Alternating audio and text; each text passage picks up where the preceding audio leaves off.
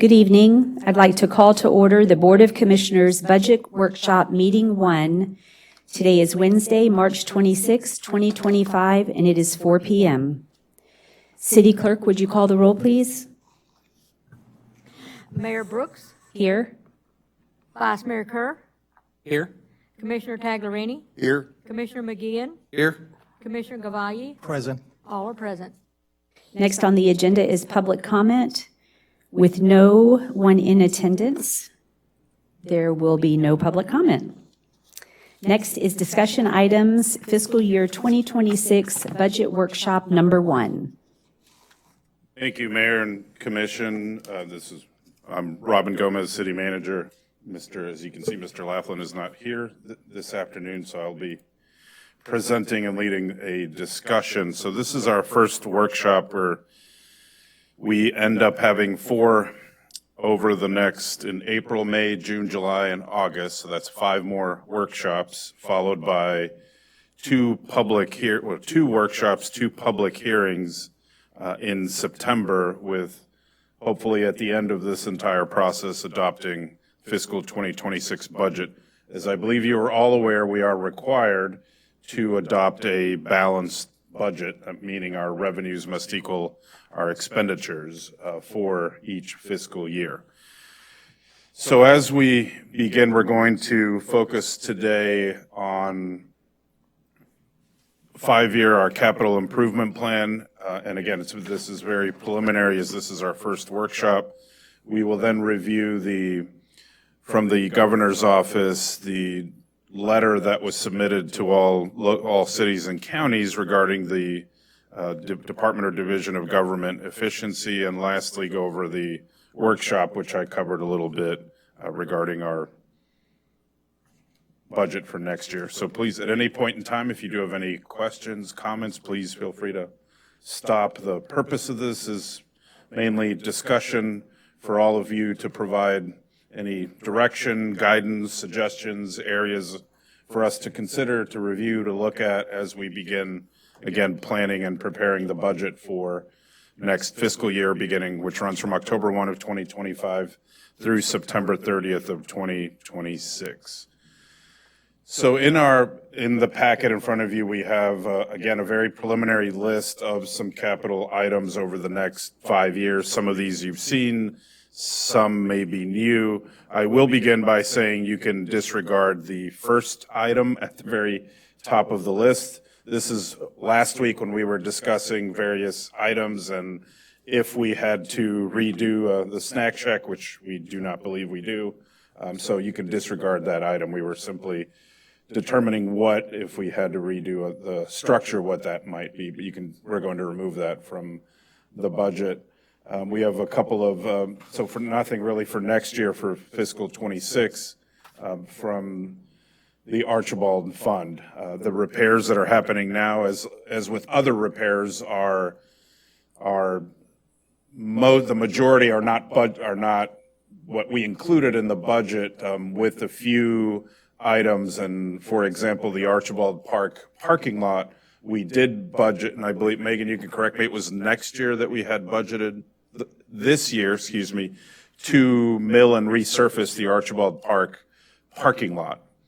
So it suffered damage through the storm, so we just moved it up. It's in the same fiscal year, but that's an example of an item that was both damaged and budgeted for maintenance and repair, so we took care of that a little earlier than what we had planned in this year. But as we just progress down the list, we are looking here at City Hall. Robin, may I ask you a question? Yep. I'm sorry. With regards to the Archibald Park, I know the building certainly needs attention, but as far as parking, when do you think that parking will become operational and we can start earning some revenue? We're hoping in the next 2 weeks, Megan, that we will, the actual lot itself will be milled and resurfaced. They were working, the contractor, on curbing work and other cement work around the parking lot. The wall's been repaired. A contractor was also repairing the shower areas and the walkways around the shower, so we're hoping it'll be open within the next 2 weeks. And the restrooms? Same, the restrooms will open at the same time. Thank you. Will we have an opportunity to recoup any of the mill and resurface that we're doing from our FEMA We will be submitting for that? for that, yes, because it definitely was, the parking Part lot of was it. damaged. Right. So. And just going down the list, as I was about to mention, and under city manager, where we're looking to replace the stairs and the veranda out front, continue with the military honor court, and which I don't think that'll be completed this year, but certainly within the fiscal 26, or this calendar year, but will roll into the fiscal 26 budget.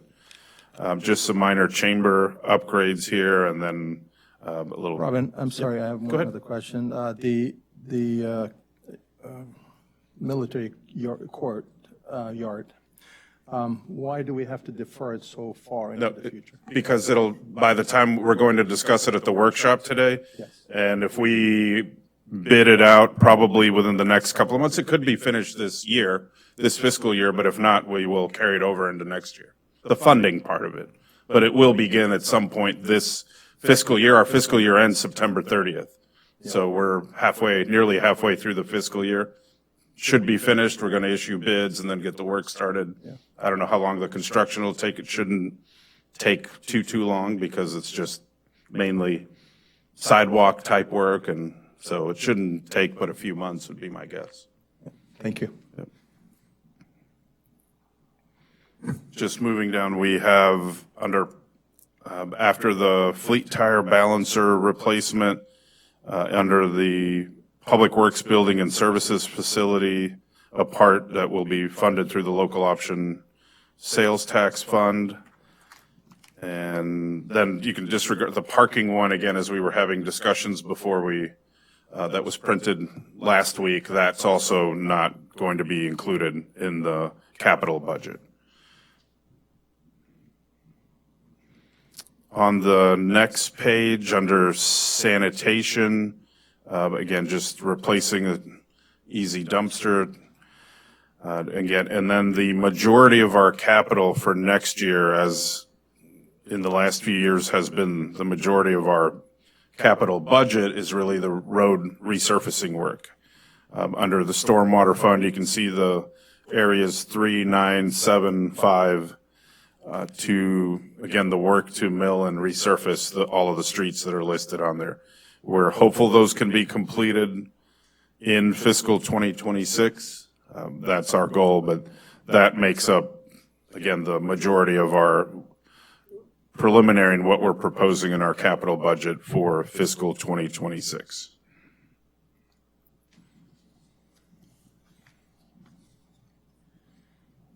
Any other questions? Yeah. Robin, on all that, and with all the money from the federal government with having to do with resiliency, and are we applying anywhere for funding for these street improvements? So we have applied for one grant, I believe, through the Department of Commerce. Yes, we applied for $5.2 million through the Florida Department of Commerce. I am sending additional documentation to them. I did have a kind of a introductory meeting with them, I would say a week and a half ago, maybe 2 weeks ago. But we have to ensure with a lot of these grants that we can produce jobs, and we have to be able to hold those jobs for a certain amount of time. So if we can't present to them that we can add jobs and hold them for a number of years, we're most likely not candidates for a lot of these things. When you say add jobs, you Add add jobs here at local in the city government, or add jobs in the area? They were not completely specific about that, so I'm going to spin off as best as I can with adding jobs. But they did not feel very confident that our road projects would be considered with their grant. Okay. But we are still applying in multiple other places. Perfect, because commerce is just that. I guess that's what their focus is on, jobs. But We are applying. There was so many hundreds of millions of dollars allocated from the federal government, and our state representative, our state lobbyists was like, hands up, I can't do anything about it. It's all federal, which it all funnels down through the state, so I don't understand that response, but regardless, I know there's a lot of taxpayer money out there. We are applying everywhere that we can. Okay, thank you. And I'll bring you back at the April workshop. Wasn't able to finalize for later today with GrantWorks and to see, because the focus will be on these road projects and to have them scour, search, and apply. And that's the focus of it. Thank you. So is it a fairly, just 2 pages of capital? I don't see yet much for we're still discussing for recreation, but we wanted to give you at least recreation or marina or other area, but kind of the majority of what we're looking for next fiscal year. And then I didn't really go over, but you can see in future years, just some items for, again, the continuation of the road projects into the 27, 28, 29, and 30, and I didn't really mention that, so. There is no recreation listed on the. Correct. No, Okay. Yeah, we'll bring that back at the next. Okay. Because really for recreation, the bigger would be the building, you approved to have the engineering review and come up with devise a plan, and then we'll bring back what the results of that and for next year's capital budget.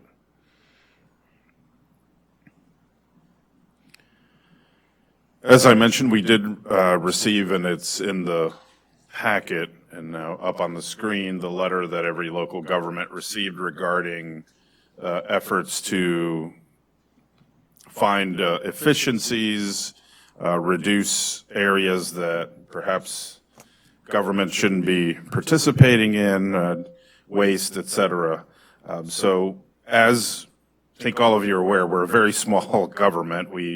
Our operating budget has been around $20 million a year. We have 85 full-time equivalent employees. We're not a total full-service city like the city of Seminole, Largo, Clearwater, St. Petersburg, much larger cities. So we provide basic services. We only provide one utility. So the size that we are, what we do is pretty open. Our budget, all of our financial information is on our website. So we have very little areas where you would find, money that hasn't been spent, et cetera. We update what our reserves are every year. We undergo an external financial audit from a private accounting auditing firm.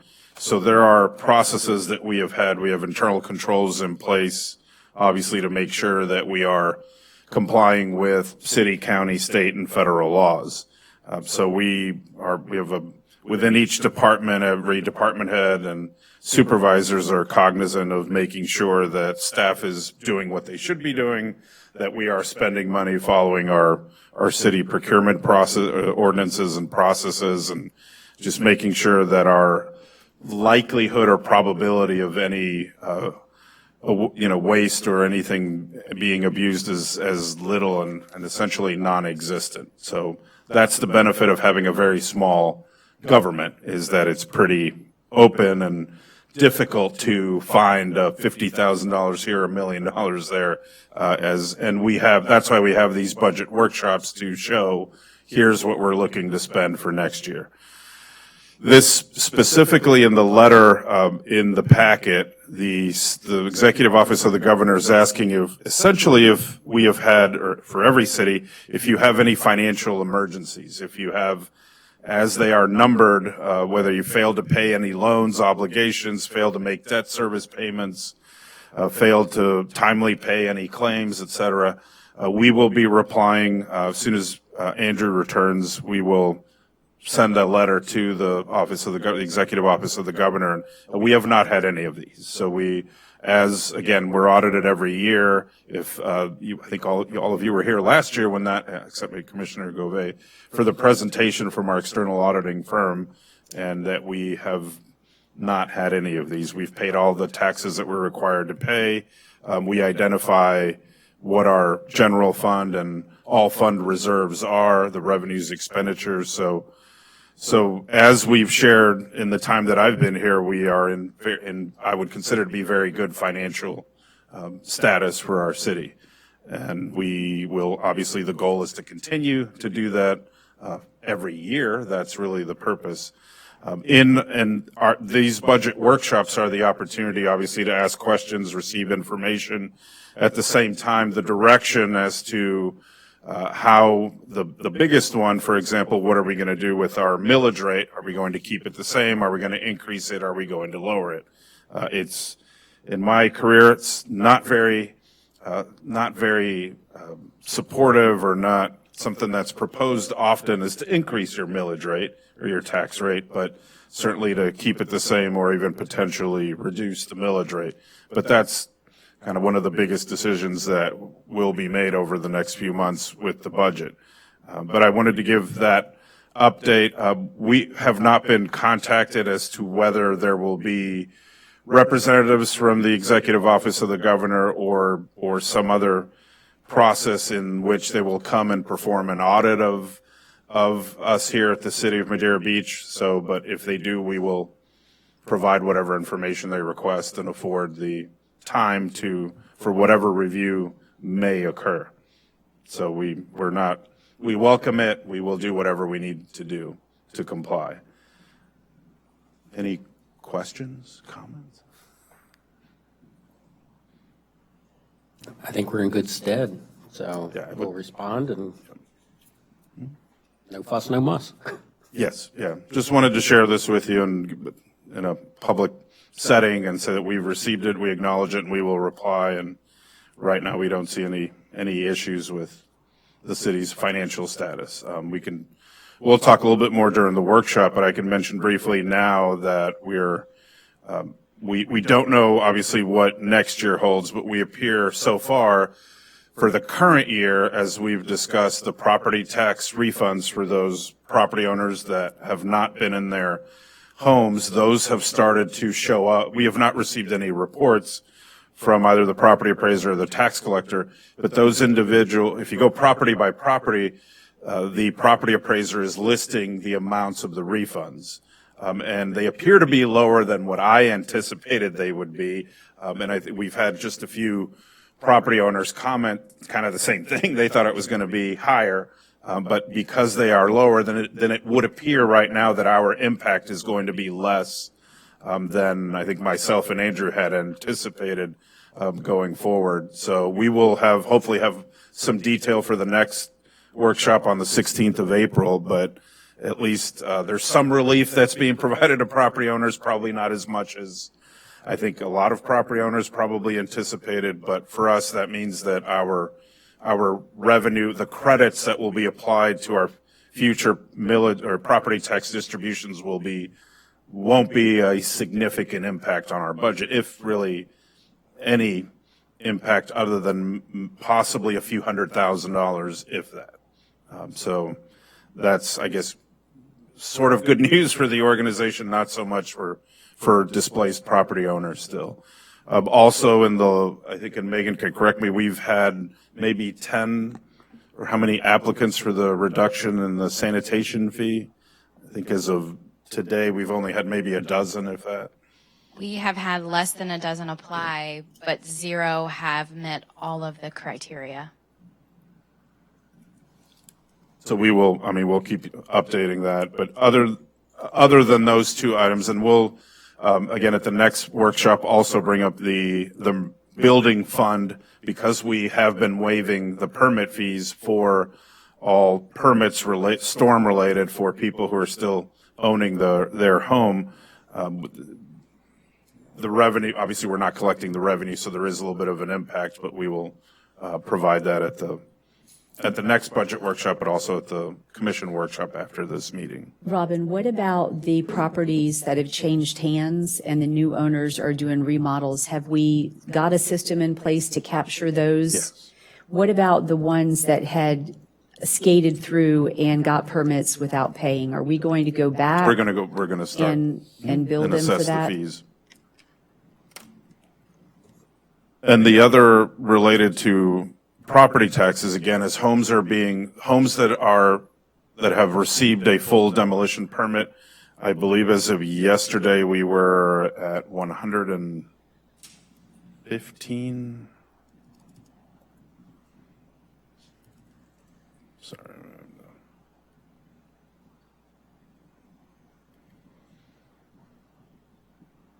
117 full demo permits issued. Of those, about 50, I didn't go and check the last few, but about 50 or so have been demolished so far. And so the reassessment of properties that is as of January 1 of each year, again, there will be some impact next year if those parcels are still vacant. Then again, the structure will not be assessed, just the land. So, but again, if it's 50 parcels, 50 properties, again, there shouldn't be that much of an impact. And of course, once a new home is built, then the full value of the structure plus the land then goes back on the tax roll. But we likely will not see that until January of 27, likely, unless there are homes that, I mean, the likelihood of a totally new home being built before January 1st could happen. We're in April, but highly unlikely that all of them will be built by December 31st, and not just built, but have the certificate of occupancy issued. So we'll provide that update. But going forward, it appears we're not going to see as much of an impact, I think, as we originally thought.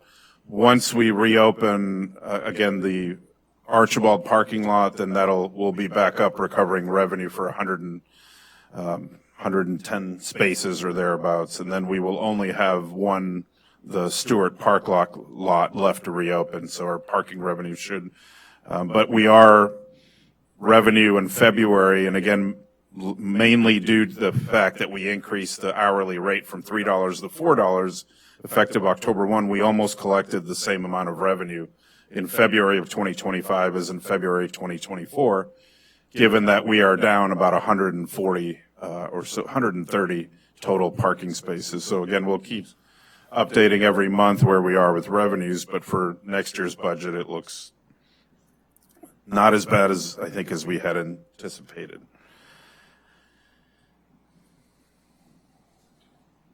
And one other, I just wanted to comment also that because it's been several residents asked me, well, what type of audits do we have here at the city? We have the annual external financial audit that's what's required under state law. Just looks at our fund balances. They don't really go in and look at significant details. Each department is entrusted with, again, reviewing their operations, make sure that we're, again, complying with everything and following our procedures, our ordinances, but also making sure that we are avoiding or any type of what may be deemed as, wasting or any items. And again, because we're so small, it's pretty easy to see everything that is happening within each department. But we don't have an internal audit function. That would be expensive to have somebody, and likely not sure what would be found. But that's something that our finance department is constantly looking at, when we make a purchase, make sure that we're not paying sales tax on items, for example, and because we're tax exempt. So we continue to do that. And in another lifetime, I actually was an auditor as well. So I do remind the staff and the departments of how, what things that we need to be looking for. Any other questions, comments? That's great. It's just disturbing the mayor's comment about people selling their homes after the permits have been pulled. And Let me clarify what I was saying.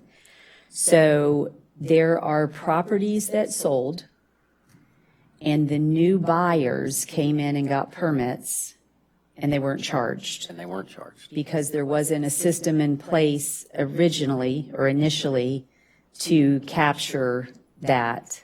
Okay. So I brought that up in a previous meeting, and Okay, I was just under following the it. impression No.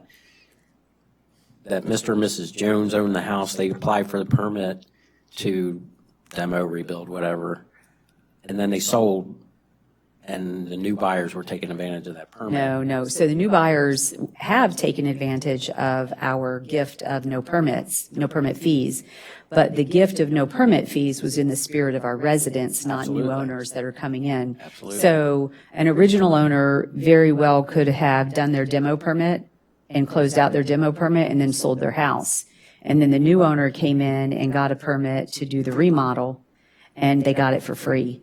Because Well, and that was an error. that was, Yeah. right, an error. So my question was just because at our last meeting, there really wasn't a system in place to follow up on that, just to make sure that we're not losing that revenue. Absolutely. Because there's quite a number of houses that have changed hands in the city. And we've had some property owners come in and oh, I'm going to sell my property, but I'd like to get the permit. Yeah. Well, I mean, that's up to you if you want to get the permit, but it's probably better. I mean, if it were me, and I was really wanted to sell the property, I'd probably look to sell the property, but it's an individual decision to each property owner what they want to do. Yeah. But we are checking every permit, obviously, to make sure that it hasn't changed hands, hasn't been sold. In the conversations that I've had with a number of residents, part of the concern why somebody would come in and ask for that is they don't want to do the remodel work on the house. They don't want to do the remediation to put it back. But in order to sell it and get the best market value for the house, they have to be able to prove that if I sell my house to you, you would be able to do the remodel and not have to tear it down. And I think a lot of individuals are under the assumption that the only way they can do that is to pull a permit.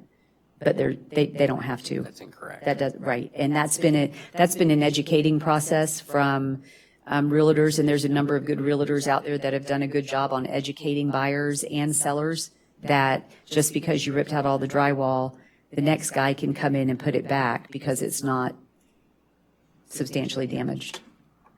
So I just want to make sure we get our money. Yes. Thank you for the clarification. And I mean, there've been all types of, property owners, some just looking to, I don't want the property anymore, and there's some are selling it for even under the land value. It's kind of been all over the place from what we've observed, and there are still quite a few number of properties for sale throughout the city, throughout the whole, really the barrier island, unfortunately. All right, if no other questions, then. I have two Oh, yeah, questions. go ahead. I'm sorry. Sorry. Beach cleanup. As you know, our beach is pretty polluted with debris. Is there any plans that you know of for beach cleanup? Could you clarify? Yes. When I walk on the beach, along the beach, I see a lot of debris from, let's say, the Gulf, maybe the dead fish or animals, and some tires and some maybe crab traps and things along the edge of the water. I walked the entire beach last Saturday all the way to John's Pass, and there's a lot of dilapidated debris out there underwater along the edge. So if it's any trash like tires or crab traps, Public Works does pick those up. We're not out there every Saturday or Sunday, but Monday through Friday. If there's a large item, then we will send staff out there on a Saturday or Sunday or a holiday to remove it. I walk the sand almost every day, and definitely from about 140th to Archibald Park. So I've seen few items. If you're referring to all the other marine life, we do not pick that up, nor seaweed. And I think Megan can explain the reasons for that. So as Robin stated, we have a mechanical beach rake that we run on the beach Monday through Friday. Yes. Have you seen how that works? So that is essentially a trailer that has a wheel which picks up large items. Yes. That is not made for the hard sand. That is made for the soft sand. We use that on the wreck line that goes all the way from 155th to Johns Pass Park. Items that are left on the wreck line, which you see those sponges, those clamshells, those get taken back out of the tide. That is part of the circle of life, if you will. That is really important to the marine life. If there are dead fish that you see, we'll say, for instance, we don't like to say the word, but the one thing that comes around every so often that we have to clean up, now that's a different circumstance. But whenever you see dead fish that may wash up currently, that's most likely coming from a fishing boat that has decided to dump off after their cleanings.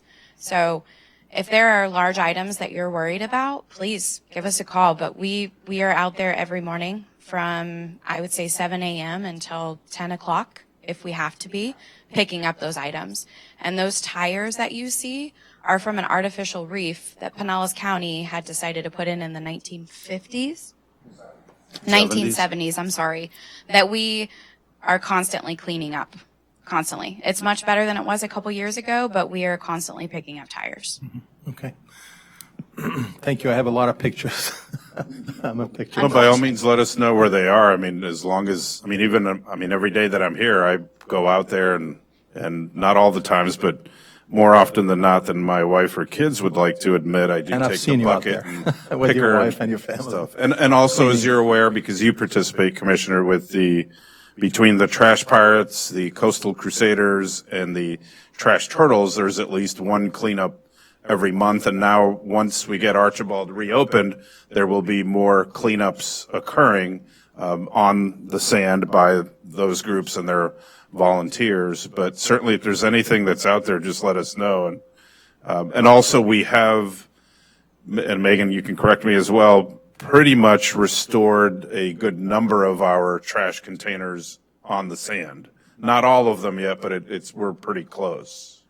We are very close. I would say the only place we really don't have the number back to would be at Pinellas County Park. Okay.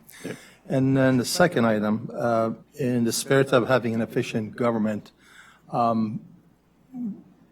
wondered if you have any thoughts on certain areas that you may cut back. And this, I'm not looking for an answer right now because it may take a little time to check into things, but at some point in the future, if you have some ideas where we can cut some spending, I think Well, I we think appreciate it. Yeah, and as I've had discussions with each one of you at the meetings, there are certain, we do provide how we classify them or account for them as various donations or contributions to other agencies, and such as giving, money to our chambers of commerce. We support various events and charitable causes. Those are very good things to do. Does a government need to do those? That's an interesting. And I'm with you on those spendage, don't get me wrong. I just wondered if there are any other areas where you may think that we could save some money. Well, we'll look at, as I've shared with you, other contracts, agreements that we have for certain services that we'll look at, and I've shared some of those. So we will compile a list. I did compile a list of what I was referencing a few moments ago about the donations and contributions, because it is something good to see where money is going, and as we begin to add a lot of these, it's not going to be into the hundreds of thousands, but it is going to be into the tens of thousands, maybe up over 100,000. But we'll look at all of those and bring those back to you in April, as we did start that exercise. The other things is making sure that we do go out for bid kind of, more often than not, and that would include even certain lease agreements. And a reason why a lot of cities don't have very, longer lease agreements. There are restrictions that some cities may have by code or in their charter, but it's always good to go back out to the market in the spirit of being efficient, that you may find the same type of service, but it might be a little bit less. So kind of a little bit beyond what your question was, but that's also part of. No, actually, I was in line with Yes. parts of it that I was thinking. So we have been looking at that, and we'll bring that back at the April workshop as to what we have. But in terms of, from my perspective, they're really, again, I think we go back to the things that you can go to an exercise of these are the things that we're required to do by law. These are the things that we really need to be doing because they are part of government. And then there's kind of sort of the nice things to do, but they do contribute to a very high quality of life. That's always the challenge with a budget. In terms of where does typically government spend the most amount of their money? If it isn't in capital projects, it's in personnel. We're fairly small. We don't have a deep bench. And to give you a sports reference, we just don't have heavy or overladen staff anywhere in the city. And as a matter of fact, our largest growth rate in the time that I've been here has been in our fire department to go from the three person per shift to 4 person per shift, which was an NFPA or National Fire Protection Agency requirement that we do that. And so that's really where our growth and our personnel has been. But as I've shared with you also, we were not fully staffed in certain areas. Our community development was a little bit of a struggle to be fully staffed until about a year ago. And so far going well with that we are still fully staffed in the community development side, and now we're searching on the building side of that area in our service provision, but we'll get to being fully staffed. But yeah, we'll certainly go through that as we go through the budget workshops. Thank you. If no other questions, I just wanted to go through the timeline. That's also the last kind of item in the packet. We'll have, the budget workshop does say April 23rd, but our meeting is on the 16th. Am I misreading? Yes, April will be 16th, and then where it says August 27th, that's the Wednesday before. I think it's the 20th. Let me look. So our next budget workshop will be on Wednesday, April the 16th, not the 23rd, April the 16th, again at 4 p.m. Then on Wednesday, May the 28th at 4 p.m. I will probably be arriving a little bit late to that one, that's my daughter's high school graduation date. So if I don't show up to that one, we may have an issue, but 4 p.m. should be good. I think the graduation's at 11 a.m. June the 25th, July the 23rd, and then August will be August. It is August the 27th.